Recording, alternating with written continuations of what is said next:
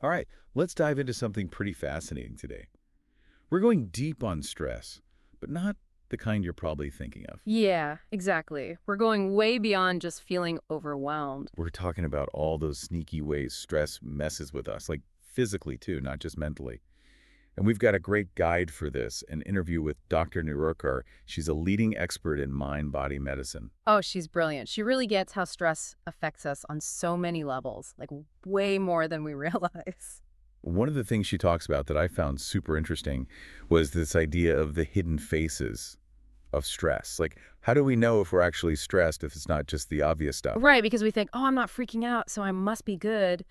But Dr. Nerurkar points out that our bodies often react to stress way before our minds catch up. Oh, that makes sense. So what's going on in our bodies when we're under stress, even if we don't feel totally overwhelmed? Well, think about it this way. Imagine you're facing a real danger, a threat. Okay, got it. Your heart starts pounding, you breathe faster, your muscles tense up. Yeah, classic fight or flight response. Exactly. That's your sympathetic nervous system kicking in. Yeah. It's designed to help you survive in those really intense moments. But most of us aren't running from tigers on a daily basis. Exactly. But our bodies often react the same way to everyday stressors like work deadlines, traffic jams, or even just like our phones buzzing constantly. So we're basically triggering this ancient survival mechanism for things that aren't actually life-threatening. Right. And the problem is when this system is activated over and over again for chronic stress situations. It starts to wear us down. Yeah, it can literally start to mess with our bodies. Dr. Nerurkar talks about how this chronic stress can lead to hormonal imbalances, digestive problems, weakened immunity. It's kind of scary how much it affects us. Okay, so that's the bad news. But I know Dr. Nerkar also offers some solutions in her interview, right? She talks about these things called resets. Yes, the 5 resets. These are like practical strategies that we can all use to calm our nervous system down and basically hit the reset button on that stress response. Give me an example. What's one of these resets? Well, one that I've personally found really helpful is mindful breathing. Mindful breathing. Okay, so not just like regular breathing, but like, Right. It's about bringing your attention to your breath, noticing the sensations of each inhale and exhale. It sounds simple, but it's super powerful for regulating your heart rate and calming your nervous system. so it's like taking a mini vacation for your mind. Yeah, exactly. And it only takes a few minutes. That's awesome. Okay, what's another reset? Another one that Dr. Nerurkar emphasizes is setting digital boundaries. Okay, I think we all need help with that one. It's so hard these days, but it's crucial. It's like all the notifications, the constant checking of emails and social media. It keeps us in this state of hyper arousal. And then we wonder why we can't sleep. Exactly. So setting boundaries around technology is huge for reclaiming our time and attention and giving our minds a chance to rest. So maybe like turning off notifications at night, having certain times where we don't check email. Exactly. Okay, good tips. I think we all need to try those.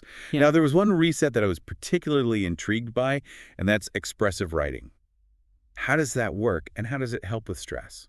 Yeah, expressive writing is powerful. It's about taking some time to just write down your thoughts and feelings, whatever's going on in your head and your heart. So it's like journaling. Kinda, but it's more focused. You're specifically writing about things that are stressing you out or causing you emotional distress. And does that really help? It does. There's actually a lot of research showing that expressive writing can help lower cortisol levels. That's the main stress hormone. Wow. So it's like writing the stress out of your system. Exactly. And it also helped you process difficult emotions and gain a new perspective on whatever you're going through. Okay, I'm sold. I'm going to try that one. Now, speaking of things that stress us out, Dr. Nerurkar also talks a lot about social media in her interview. And I mean, it's kind of unavoidable these days, right? Oh yeah, it's everywhere, and it definitely has its downsides. So how does social media contribute to our stress levels? I think a lot of it comes down to comparison. We're constantly seeing these curated versions of other people's lives, and it's easy to start feeling inadequate. Totally. It's like everyone else is on vacation, having amazing experiences, and we're just stuck in our everyday routines. Exactly. And then there's the pressure to present a perfect image of ourselves online. It can be exhausting trying to keep up with this online persona. Oh, and don't forget FOMO. Oh yeah, the fear of missing out. That's a big one. We see everyone else doing all these fun things, and we start to feel like we're missing out if we're not doing the same. It's a never-ending cycle of Mm. comparison and anxiety. Yeah. And then on top of all that, social media also messes with our sleep, which is essential for managing stress, right? Absolutely. The blue light from our devices can suppress melatonin production, which is the hormone that helps regulate our sleep-wake cycles. Okay, so we've got the comparison trap, the pressure to be perfect, FOMO, and sleep disruption. That's a lot. So knowing all of this, what can we actually do about it? Should we all just delete our accounts and live off the grid? Well, that's one option, but it's not always realistic for everyone. Yeah. I think the key is to be more mindful of how we're using social media. Like, maybe set some time limits for yourself, create some tech-free zones in your home, or be more intentional about who and what you follow. So it's not about completely giving up social media. It's about using it in a way that doesn't control us or stress us out. Exactly. It's about reclaiming your attention and using it for things that actually nourish you and bring you joy. I love that. Now, there's another interesting connection that Dr. Nerurkar makes in her interview that I wanted to touch on, and it has to do with gut health. She talks about how stress and gut health are actually linked. It sounds a little strange, but it makes sense when you think about it. It's so fascinating, right? It's called the gut-brain connection, and it basically means that our gut and our brain are in constant communication with each other. So they're like best buddies, always chatting. Exactly. And a lot of that communication happens through our gut microbiome, which is all the bacteria that live in our digestive system. Okay, so how does stress play into all of this? Well, when we're chronically stressed, it can actually disrupt the balance of bacteria in our gut. And this imbalance can then lead to a whole host of problems, both physical and mental. Like what? Well, for starters, it can affect our digestion and nutrient absorption, but it can also impact our mood, our sleep, and even our cognitive function. So that gut feeling we talk about is a real thing.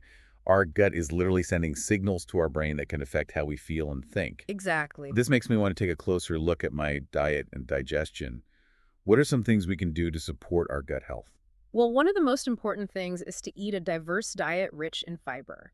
That helps feed the good bacteria in our gut. So lots of fruits, vegetables, whole grains. Exactly. And it's also important to stay hydrated, manage stress levels, and get enough sleep. It all circles back to those healthy habits we were talking about earlier. Right, it's all connected. I'm also curious about Dr. Nerurkar's emphasis on mindfulness. How does that tie into all of this?